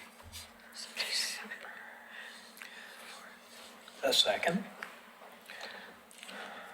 You do. I'll second that. All right, Claire Met. Aye. Ray Stobie. Aye. John McLaughlin. Aye. And Chair Basinger. Aye, Okay. that is So continued. for the meeting, would it be at 6 or 7, or you just let us know? We'll do a 6 o'clock work session 6. again. Okay. Work session. You want to do a 7 o'clock work session? No work session? Okay. Now, has everybody had the opportunity to stroll down memory lane and read the Do I still, 3 sets of meeting minutes that do we we still have have, here? even if we weren't there on that, on that board? You can. Oh, okay. You can't vote, You right? can. If You you, can? even if you weren't on the board, you can still vote to approve I didn't read it. Oh, okay. According to Katie Riggs, city recorder. Well, you should have read them if you're Yeah, gonna yeah. vote on them. Oh, If you yeah, haven't read them, you no. probably shouldn't vote on them. I was But you there, don't, so you no, don't have one to of have them- been okay, but I a board read- member at that point. I've read them. Do we have a quorum of people who have read them? I guess. Yes. You I- approve them I all read at them. once? You can't You approve can. them all at once. Yes, as a batch. So we can approve As them a as a batch. batch. Do we do a Batch motion on that? Yeah. Batch 'em. I found nothing to change on them. It'll put you to As sleep. long as your memory's I would service make a right. motion to approve all 3 draft minutes. April 24th, October 24th, November 28th, all of 2017. Second. You Okay. were leaving. That was from And 2017. Claire Met, Aye. Ray Stobie, Aye. John McLaughlin. Aye. And Ken Basinger. Aye. Okay, I do have some communications, just very quickly. Cool. Actually, I think we've gotten ahead of ourselves on our, okay. Work communications. So one, there's a certified local government statewide kind of workshop on November 16th in Independence. I love that town. We do have, so it's a day long, it's from 9 to 4, it's about an hour's drive from here. And I'm going to be attending, you all are invited to attend, it's staff and basically board members, commissioners from around the state. What Do you have to go all the time, or can you go half? You can go half. There's no cost to it, and The we Friday? have funding, the 16th, we have funding to cover travel costs as well. So food and gas would be paid for. And if you needed to stay overnight, even like that, we could probably cover that too, because we have grant funding that we didn't use to go to another conference. And what's the, What's it on? yeah, what's? the November 16th. What's It's a Friday, but the topic, subject? So we don't know yet, but it's always really salient topics for, local historic Should we put it review, as a- historic for newbies commissions. To get to go? I'm sorry? So is it worthwhile for newbies to go? I think so. I mean, there's going to be a lot of staff there, but it's just, whatever other jurisdictions are kind of grappling with, State Historic Preservation Office staff are there, usually presenting new information. I imagine we'll talk about new Goal 5. I don't know, maybe Carrie will be there. And it will be a party. Well, Are we- so you could go halftime, and I'm just Sure. thinking I could put it toward continuing ed if I went, as long as I had proof of it. November 16th, which is a Friday. But I may be working at the coast, I don't know. Okay, well, It's a Friday. just let me know. Yeah. Just let me know by I just- email. But We can you, coordinate. Could you send an email out with all that information, and that Absolutely. way it would be? or when you find out what the topics are, what it is exactly. Yeah, sure. Okay. Make sure to mark your calendars that the next meeting is December 4th and not November 27th. I got that. And I know, Ray, you said you couldn't make it. Grant can make it, so we should have a quorum. Where are you going? Is there stuff for next month? So we'll continue the fence discussion, fence policy discussion. I think the solar panel application is probably gonna be ready for that. Which one? The solar panels. Oh, yeah. And there might be design advice as well.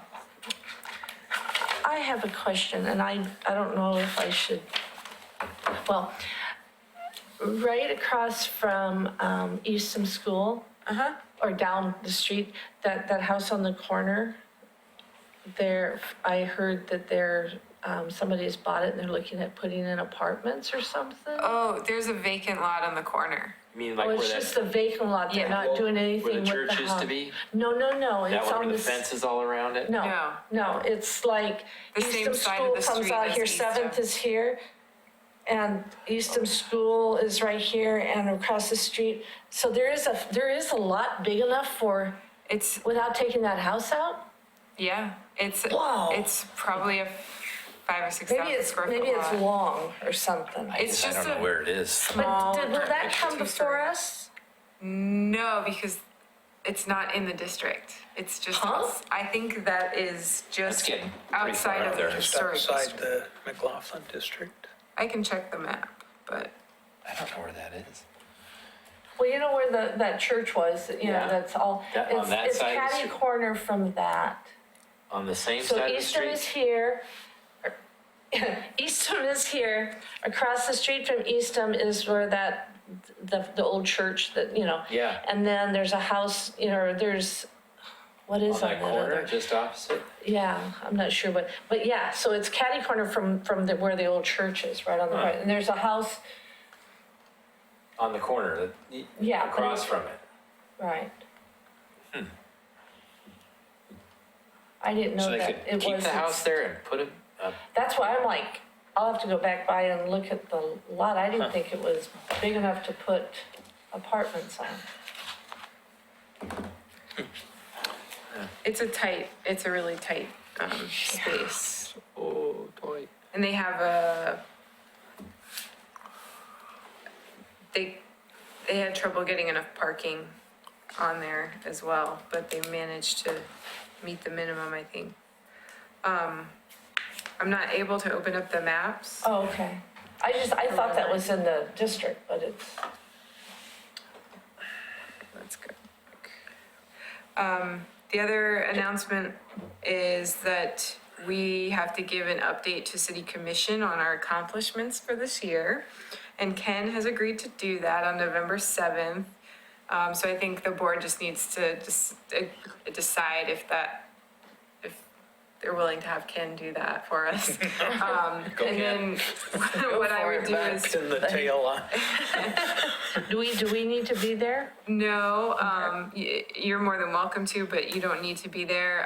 It's really just a report on, like, how many applications we've reviewed this year and how many grants we've given out and, you know, kind of what we've done. So it should be really short and sweet, and I'll provide Ken with the list of everything we've done this year, and then he can just report that. Yeah, for some reason, our mapping service isn't coming up. I'll shoot you that night it's a buy local problem. But I can double check that, Claire, and I just, yeah. it, you know, I think that it just just kind of our made my antenna go up a little. Yeah. I want to say it ends, like the historic district doesn't go up that 7th quite that far. Okay, because the Ely store, I mean, you go look, I just, was inquisitive about it. That was Okay, we have Throw that away. a boundary on our. I was schooled last month, you're so- totally right. Claire, it's the block before that is where the boundary ends. Oh, really? So those two houses on just have that those next block on that tabs side is checked not, off. Right, there's some really nice bungalows right there. yeah. Yeah, but they're not in the district, And so neither is the school. the funeral home, Hillside Chapel, because his house is right above there. No, I think that the chapel is the last block in the district. That's in the That would be like same around Van block. Buren is like the top, I think. Yeah, What is That Van house- Buren David's Street, I house is think part it of the building. is. that- huh? David's It's- house is part of Yeah, Van Buren is the limit. Yeah, I have a, Van Buren and 7th.